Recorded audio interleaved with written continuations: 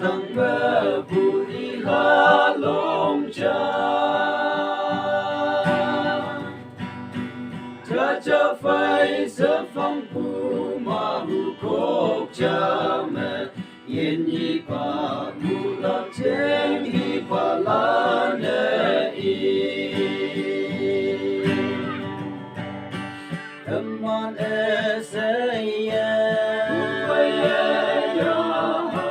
Dewi chim như mơ Ia ca thông như thế mong mây ngao lan phây Tây ya bè lê hâm ma hù không mơ phù la Sa chi Krista pu pu ngao lan trái yang ca thông như xiên hay man phù lan esaya Quang san ha tư lấy chỉ sư pu pu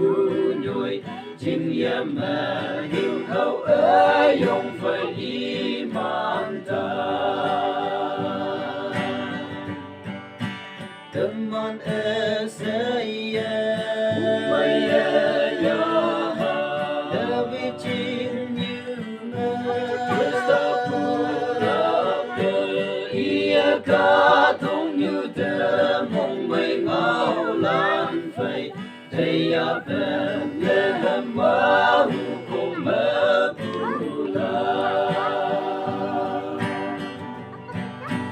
Teman enu chính lệ mà hù cốc cha mẹ Thầy ya ngon nhọc ở Krista tu lang ngon I chim lệ teman mong chẳng bè nhối ngô ya ha mẹ teman mong chẳng y thế pha Teman esaya Dewi chim như